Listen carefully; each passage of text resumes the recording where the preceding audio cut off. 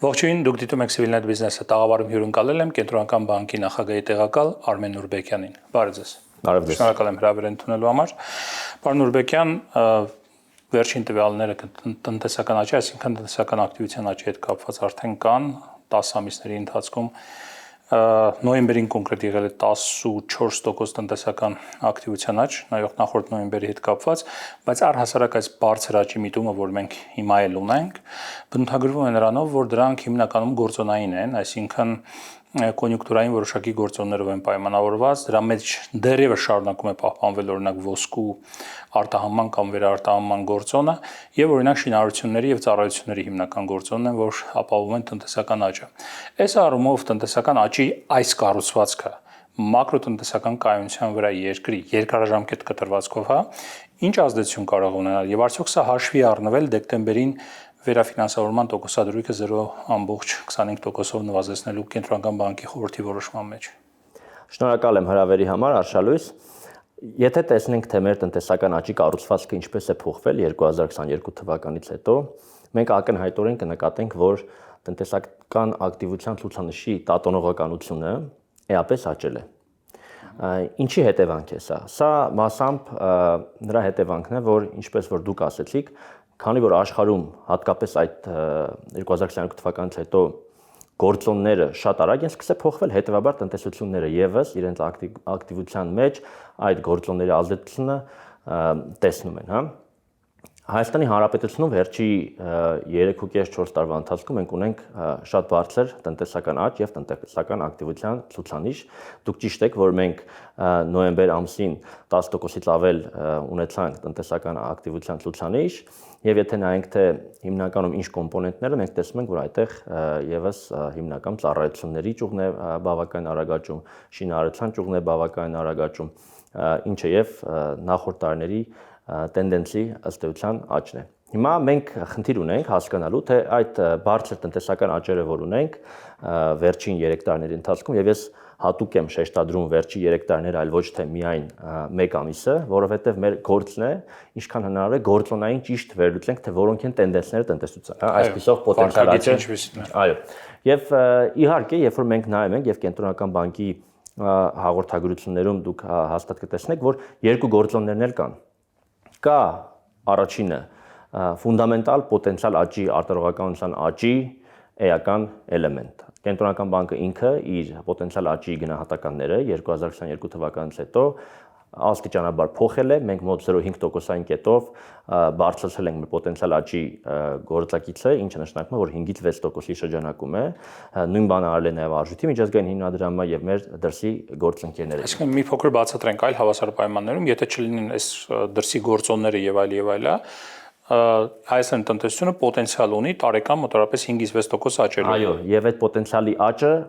մենք բարձրացրել ենք, այդ պոտենցիալի աճը մինչև այդ եղել է օրինակ 4.5-ից 5%-ի շրջանակում։ Այսինքն մենք միանշանակ ունենք էական արտադրողականության աճ, որը պայմանավորված է ֆունդամենտալներով, դա թե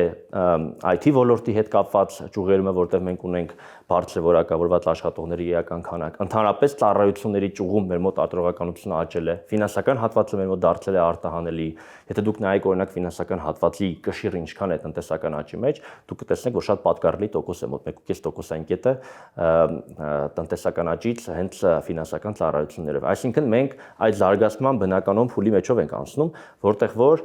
տնտեսությունը գնում է ավելի գյուղատնտեսություն արդյունաբերությունից դեպի ծառայությունների ճյուղով աճ, հա, եւ դա մենք հստակ տեսնում ենք։ Հիմա երկրորդ մասը, արդյոք գործոնային երևույթները կարևոր չեն եղել, միանշանակ նաեւ գործոնային երևույթներ են կարևոր եղել, դուք նշեցիք օրինակ ոսկու վերարտանումը եւ այլն։ Այո, դրանք եւս եղել են կարևոր եւ դրա պատճառով է, որ մենք տատանողականության բավականին բարձր աճ ենք տեսնում։ Այսինքն մի տարի տեսնում ենք շատ բարձր աճ, ասենք նախորդ տարի եթե տեսնենք թե ինչքան ոսկու հետ կապված արտահանում է եղել եւ արտլաթի եւս եւ այս տարի բնականաբար մենք տեսնում ենք, որ շատ մեծ տատանողականություն կա։ Եվ դա ազդել է առևտրի հաշվեկշերի վրա։ Առևտրի հաշվեկշերի վրա, բայց եթե մենք միջինում հիմնական տենդենսը նայենք, ապա եթե նայենք մենք այդ տատանողականությունից անդին, ապա մենք հստակ տեսնում ենք, որ կա պոտենցիալի աճ եւ մենք տեսնում ենք, որ իրականում մեր մոտ ծառայությունների ճյուղը էապես աճել է։ Եթե մենք նայենք օրինակ ծառայությունների արտահանումը, ծառայությունների արտահանումը եւս շատ էական աճ է ունեցել։ Այսինքն այդ կոնտեքստում մեր գործն է տատանողականությունից մի քիչ վերանալ եւ նայել ֆունդամենտալ գործոններին։ Ես այս կապակցությամբ մի բան եմ ուզում ասել։ Տեսեք, կենտրոնական բանկը, երբ որ փորձում է հասկանալ, թե մեր տնտեսական աճը ինչ կառուցվածք ունի, որոնք են ֆունդամենտալ տենդենսները, մենք երկու տարբերակ ունենք, հա, մեկը ներքևից վերև, դա մոտարապես այն է, ինչ որ մենք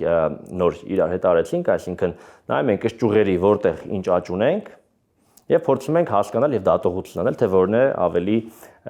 երկարաժամկետ պոտենցիալով, բայց երկրորդը նաեւ վերևից ներքևն է, որը որ նաեւ մեր գնաճի հենց հետ կապ ունի, այսինքն եթե մեր մոտ մենք ունենք բարձր տնտեսական աճ, բայց մեր պոտենցիալը այդքան արագ չի աճում, այդ դեպքում նշանակում է, որ մեր պահանջարկը տնտեսությունում էապես ավել է, քան մեր արտադրողական առաջարկը, որը որ մենք կարող ենք արտադրել, չէ՞։ Դա վերում է գնաճի։ Ահա, այդ պարագայում, եթե մենք ունենանք էական անհավասարակշռվածություն, դա կնշանակի, որ մեր տնտեսության մեջ կգեներացվեն լուրջ գնաճային ճնշումներ։ Բայց եթե մենք նայում ենք, թե մեր մոտ գնաճի հետ կապված ինչ իրողություններ ունենք, ապա հստակ է, որ գնաճը եւս շատ էական գերտաքացման որևէ տենդենսներ չունի, մեր մոտ գնաճը այսօր 3.1% է, ընդ որում մենք գնաճը այս տարի թիրախը 4%-ից 3%-ից։ Այդ առումով ունիկալ իրավիճակ է ստեղծվել 2022 թվականից այս կողմ, որ Հայաստանում գրանցվել է բարձր տնտեսական աճ եւ ցածր գնաճ։ Միևնույն ժամանակ սովորաբար այդ երկուսը մեկը մյուսին քաշող երևույթներ են լինում, բայց Հայաստանում այդ առումով բավական հետաքրքիր իրավիճակ է ստեղծվել, բայց բացի այս գործոնային խնդիրներից, որ կան տնտեսությունում, հա, կան նաև քաղաքական որոշակի իրավիճակներ, որոնք չեն կարող ազդեցություն չունենալ օրինակ տնտեսության վրա։ Օրինակ կան երևույթներ, երբ որ պետությունը տարբեր բիզնեսներում մասնաբաժիններ է ստանում։ Օրինակ, հա, դա հեծի հետ կապված կարող ենք տեսնել տարբեր ոլորտներ կա, որ ընդհանրապես պետությունը վերցրել է այդ ոլորտները, օրինակ աղբանություն եւ այլ եւ ինքն է իրականացնում, հա։ Կա բիզնեսներ, օրինակ ԶՊՄԿ, չգիտեմ, այնտեղ Viva եւ այլ տարբեր ոլորտներում, որտեղ որոշակի փայաբաժիններ է ստանում։ Սա տնտեսության նկատմամբ վստահության տեսանկյունից Հայաստանի ինչպիսի իրավիճակ է ստեղծվում։ Դուք քննարկում եք կենտրոնական բանկում կամ կառավարության գործընկերներից, սա ինչպիսի սիգնալ կարող է հաղորդել ներդրողներին։ Մարդ որ գալիս է Հայաստանում ներդրում է կատարում, ինքը պետք է ինչ-որ մի ձև հասկանալի իր համար լինի, ինքը վաղը բախվելու է 15% պետությանը փոխանցելու ինչ-որ փայաբաժին խնդրին, թե չի բախվելու։ Տեսեք, այդ հարցերի շրջանակի մի 90%-ը երևի կենտրոնական բանկի իրավասություններից դուրս է, դրա համար ես փորձեմ պատասխանել այն մասով, որը որ մենք ենք առնչվում, հա։ Բնականաբար կամայական էական երևույթ, որը որ տեղի ունենում մեր երկրի ներսում, ինքը կարող է դրական կամ բացասական ազդեցություն թողնել մեր ներդրողների վարքագծի վրա։ Եվ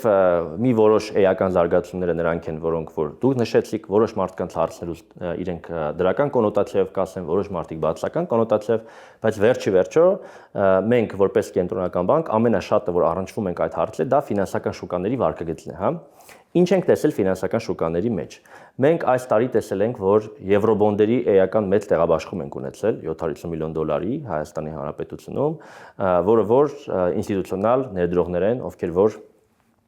ոչ ռեզիդենտ են եւ ըստ էության իրենք Հայաստանի մեջ մեծ ներդրում են անում եւ այդ ներդրումները մենք երբ որ փաստացի հանդիպում ենք ինվեստորների հետ եւ նաեւ տեղաբաշխման արդյունքներն ենք նայում, մեր մոտ եղել է շատ հաջող։ Այս գրավիչ տոկոս են առաջարկել իրենց բավականին։ Գրավիչ տոկոս չենք առաջարկել, մենք առաջարկել ենք շատ լավ տոկոս, իրականում կարող է ձեր ասած տպավորություն ստեղծվի, որտեղ աշխարհում տոկոսներն են շատ բարձրացել, այսինքն եթե նախորդի համեմատելով եմ ասում։ Հա, նախորդի համեմատ եթե նայենք, իհարկե մենք մի քանի տոկոսային կետ ավել ենք տալիս, բայց նախորդի համեմատ ԱՄՆ-ն էլ 3-4% կետ ավել է տալիս, հա, այսինքն այդ պարագայում մեր մոտ տոկոսները եղել են Հայաստանի Հանրապետության համար շատ լավ պայմաններով, այսինքն եւ այդտեղ մենք ունեցել ենք մոտորապես պահանջարկի 2.5 անգամ ավելի շատ մակարդակ, քան մենք առաջարկում ենք։ Եթե նայենք նույն բանը մեր ֆինանսական շուկաներում Հայաստանի Հանրապետության ներսում, այդ պետական պարտատոմսերի արդեն ոչ թե եվրոբոնդերի, այսինքն ոչ թե դոլարային, այլ հենց Հայաստանի Հանրապետության դրամի կոնտեքստում, այսինքն մարդը կամ ներդրողը, երբ որ ներդրում է անում, նա երկրի ռիսկը ամբողջությամբ ստանձնում է, այդ թվում արժութային ռիսկը, այդտեղ եւս մենք տեսնում ենք շատ մեծ դրական զարգացում, որտեղ մենք ունենք դրսի ներդրողների էական կշիռ, արդեն մոտ 8-ից 10%, որը որ պետական պարտատոմսերում հենց Հայաստանի Հանրապետության դրամով պետական պարտատոմսերում, որը որ նաև հաշվի չի առնում եվրոբոնդեր, այսինքն եվրոբոնդերից զատ մեր մոտ արդեն Հայաստանի Հանրապետության դրամով էական ներդրում են անում էլի խոշոր ինստիտուցիոնալ խաղացողներ։ դա ազդում է դրամի արժեքի վրա, այսինքն դրամ դոլար փոխարժեքի վրա։ Դա կայունացնող գործոն է դա։ Դա գործոններից մեկն է, որտեղ դա ըստ էության կապիտալի ներհոսք է նշանակում, հա։ Եվ սա շատ կարևոր է, ինչով, որ մենք նախկինում, երբ որ եվրոբոնդերն էինք թողարկում, հա, ներդրողները գալիս էին Հայաստանի Հանրապետության ռիսկը ստանձնում էին, բայց արժութային ռիսկը չէին ստանձնում։ Իրանք դոլարով էին։ Հիմա մենք արդեն տեսնում ենք, որ իրանք մեր քաղաքականությունների նկատմամբ, մակրոտնտեսական կայունության նկատմամբ ունեն ավելի երկարաժամկետ հեռանկար եւ դա անում են, հա, այսինքն այդ տեսանկյունից եթե մենք նայենք, մենք որևէ ֆինանսական շուկաներում ներդրումների հետ կապված խնդիր չենք տեսնում։ Նույնը եթե նայենք ռիսկի հավելավճարը, այսինքն դուք մի քիչ դրա մասին խոսեցիք, այսինքն թե մենք ինչքան ավել տոկոսադրույք պետք է տանք, ինչքան ավելի պրեմիա պետք է տանք, որպեսզի ներդրողները գան Հայաստան, այդ պարագայում եւս մեր ռիսկ պրեմիայի մակարդակը այսօր ամենացածրներից մեկում է մեր պատմական մակարդակների համեմատ։ Հետևաբար այդ կոնտեքստում մենք ինչքան որ կենտրոնական բանկն է առնչվում, բացասական զարգացումներ չենք տեսել, իսկ մնացած մասը արդեն մեր իրավասության Դրան ազդում է, օրինակ այդ պրեմիայի, որ մակարդակը ասում եք ռիսկ պրեմիան այդքան էլ բարձր չի Հայաստանի պարագայում կամ գրեթե հավասար է համադրելի երկրների հետ։ Դրա վրա դրականորեն ազդել են օրինակ այն աշխարհակաղակական process-ները, որ Հայաստանի շուրջը տեղի են ունենում, նկատում եմ խաղաղության գործընթաց, օրինակ ԱՄՆ-ն, որ պատրաստվում է Հայաստանում որոշակի ներդրումներ իրականացնել այդ թրիփի իրագործման համար Ադրբեջանի հետ, որոշակի արդեն առևտրատնտեսական կապերի ակտիվացման միտումներ, դրանք ազդեցություն ունենում են։ Դրանք բնականաբար շատ կարևոր գործոններ են, ընդհանրապես գործոնները այդ կոնտեքստում երկու շարքի են լինում, գործոններից մի հատվածը դա փաստացի զարգացած երկրներում, այսինքն ով որ փողն ունի, իրենց ռիսկի ախորժակի մասին է խոսքը, որտեղ այս պայդրությամբ եւ անցած տարին մեծապես նշանավորվել է նրանով, որ մեր դրսի գործընկերները ընդհանրապես զարգացող երկրներ կապիտալ մեծ հոսքեր են ուղղել։ Այսինքն այդ իմաստով դրական է եղել բոլոր երկրների համար։ Արդեն մեր կոնտեքստում ձեր ասածը եւս շատ կարեւոր է, որտեղ եթե նայենք մեր կոնտեքստում, այո, այդ դրական տենդենսը երևում է։ Նա դանդաղ է երևում, որովհետև բնականաբար շուկաները պետք է համոզվեն, որ գործընթացները արմատավորվում են, բայց այո, միանշանակ երևում է եւ անցած տարի ընդհանրապես, այսպես ասած, CIS ռեգիոնը, մեր ռեգիոնը, եթե նայենք թողարկումներով, հենց եվրոբոնդերի եղել է ամենաբարձր գրանցված աճը։ Պարոն Նուրբեկյան, վարկերի մասին այս տարվա երրորդ եռամսյակում բավական տպավորիչ է վարկային պորտֆելի աճը, վարկավորման ընդհանրապես ծավալների աճը մոտ 28%, եթե չեմ սխալվում, եւ արդյոք քանի որ կա հիպոթեկային ընդլայնվող շուկան Հայաստանում հիպոթեկային վարկավորման, հա, որ նայում եք այդ վարկերի կառուցվածքը արդյոք տպավորություն չի ստեղծվում, որ, չգիտեմ, ձևավորվում են որոշակի փուչիկներ վարկային եւ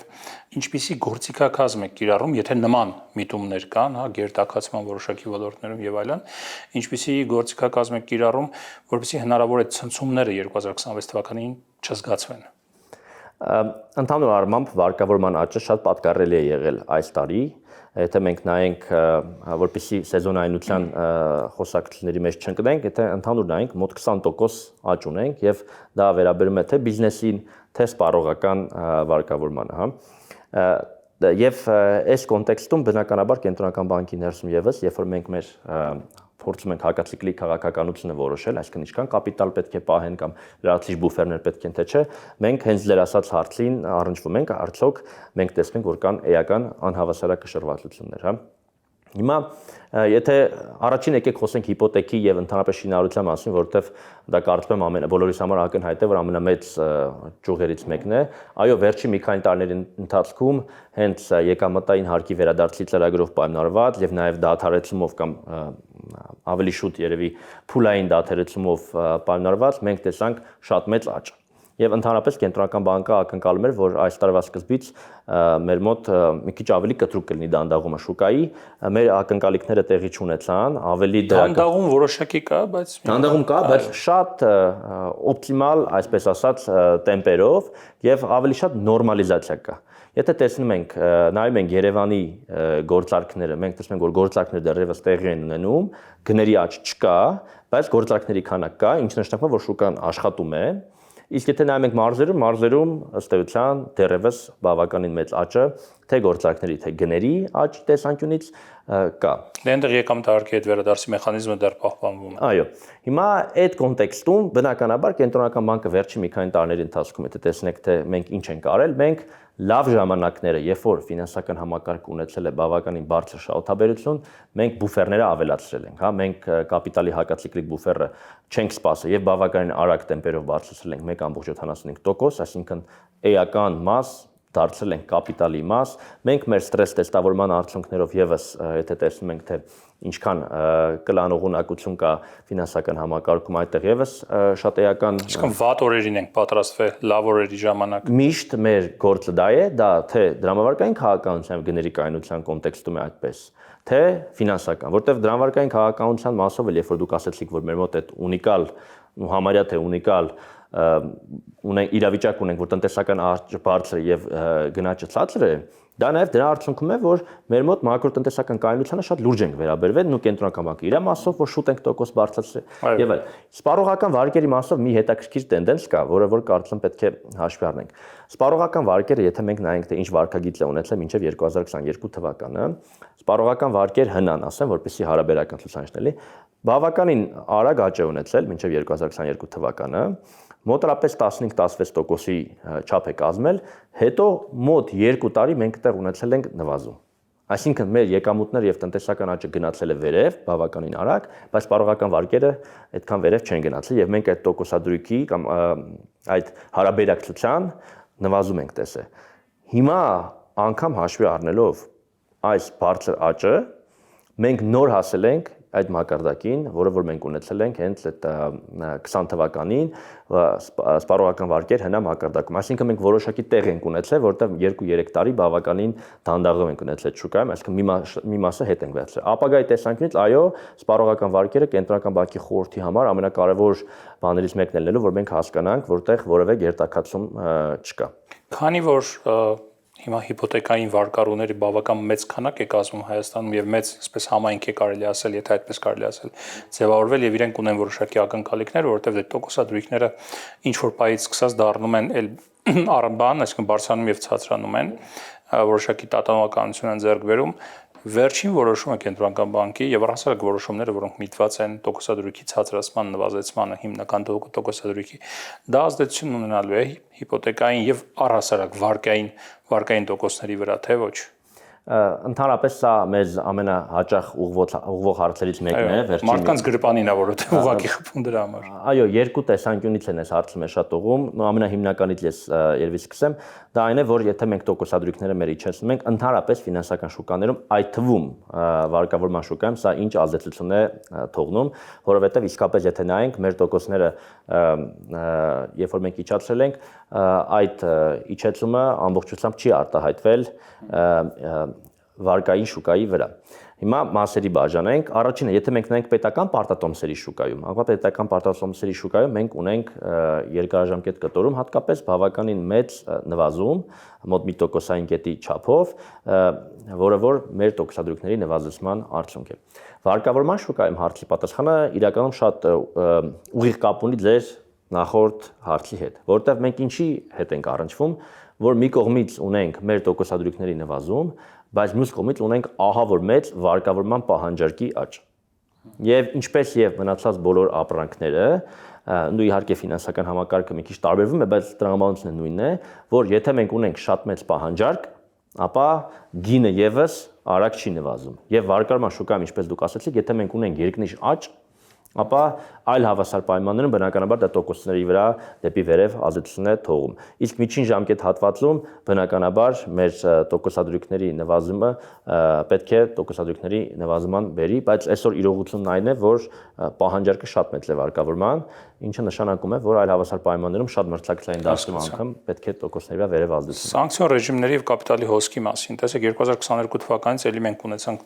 ամեն ինչին զուգահեռ, որ Հայաստանում եղավ բավական բարձր տնտեսական աճ, նաեւ կապիտալի շատ լուրջ ներհոսք, հատկապես Ռուսաստանից Հայաստանա, կապիտալի եւ աշխատուժի։ Եվ այդ ժամանակից Հայաստանի բանկերը սկսեցին բախվել նրան, ինչպես սպասարկել այդ կապիտալը։ Մի կողմից կային այդ սանկցիոն ռեժիմները, մյուս կողմից կար ակնհայտ գրավչություն այդ կապիտալը կլանելու եւ ներգրավելու, հա։ Այդ ընթացքում որոշակի խաղականոններ ձևավորվեցին, ինչպես այդ հետևել սանկցիաներին, ինչ անել եւ այլ, բայց վերջին շրջանում էլի բողոքներ ենք լսում, որ ել ավելի են խստացրել հայկական բանկերը ոչ ռեզիդենտների գործարքները սպասարկելու տեսանկյունից, հա։ Հիմա հարց, ինչպես է ԿԲ-ն հավասարակշռում միջազգային սանկցիոն ռեժիմները մի կողմից, իսկ մյուս կողմից Հայաստանի ֆինանսական գրավչությունը պահպանելու անհրաժեշտությունը։ Շատ լավ հարց է։ Տեսեք, ընդհանուր առմամբ վերևի մակարդակում մեր երկրի ռեպուտացիան, այսպես ասած, այն է, որ մենք իրականում ինչ-որ մի բան շրջանցելու երկիր չենք, հա, մենք մեր ֆինանսական համակարգը պահում ենք այդպիսի ռիսկերից ինչքան հնարավոր է հեռու, որովհետև մենք տեսնում ենք, որ դա կարճաժամկետ գայթակղություն է, շատ մեծ երկարաժամկետ հնարավոր ծախսերով։ Միաժամանակ, ինչպես դուք տեսնում եք, մենք իրականում հավասարակշռության տեսանկյունից բավականին օպտիմալ կետում ենք, որտեղ եթե նայենք ֆինանսական հատվածի աճը, եթե նայենք ֆինանսական հատվածի աճի փաստացի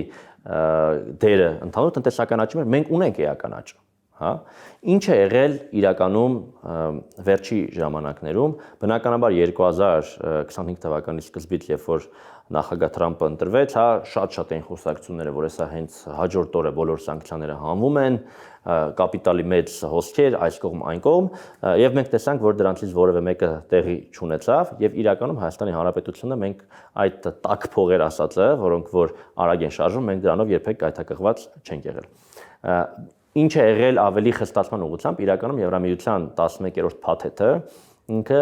էլի էական խստացումներ է ունեցել նախորդ փաթեթի 10-րդ փաթեթի նկատմամբ եւ բնականաբար այդ առումով ճնշումը չի նվազում, հա։ Եվ այդ տեսանկյունից բնականաբար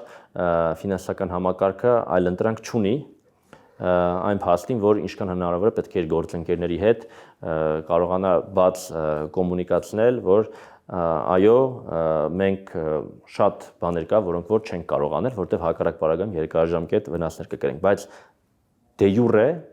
եւ դե ֆակտո փաստացի վերջի տարվա ընթացքում սանկցիոն ռեժիմը ընդհանրապես միայն խստացել է հատկապես Եվրամիության կողմից։ Կարճ է այստեղ, որովհետեւ ես քանի որ նաեւ խոսում եմ մարդկանց հետ, որոնք այդ գործարքներով զբաղվում են,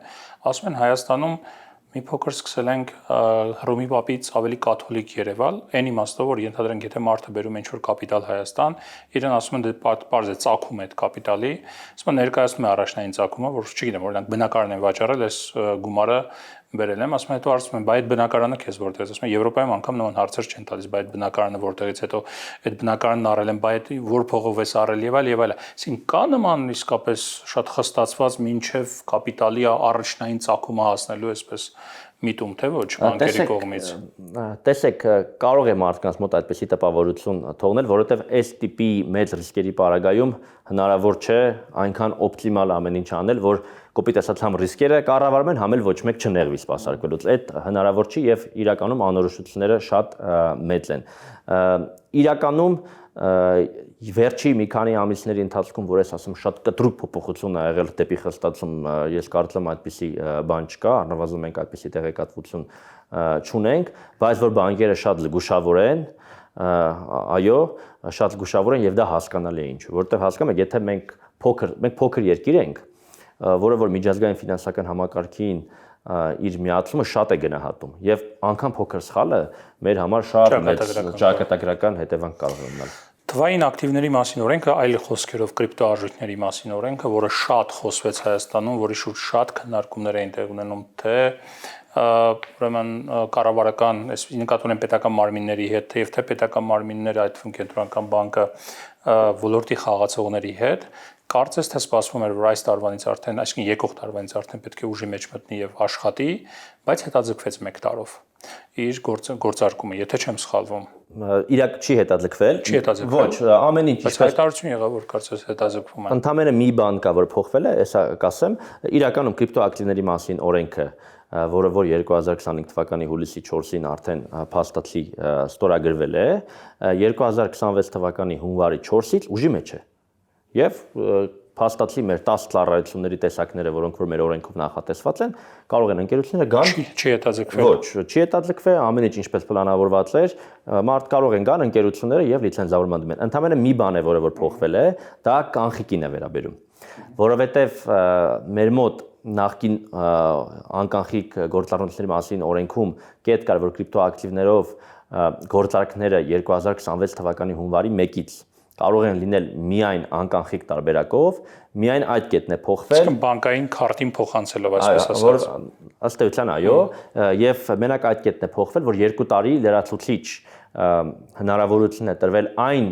ընկերություններին, ովքեր որ մինչև 2025 թվականի հուլիսի 4-ը արդեն Սա շեշտադրում եմ, այսինքն կամ այդ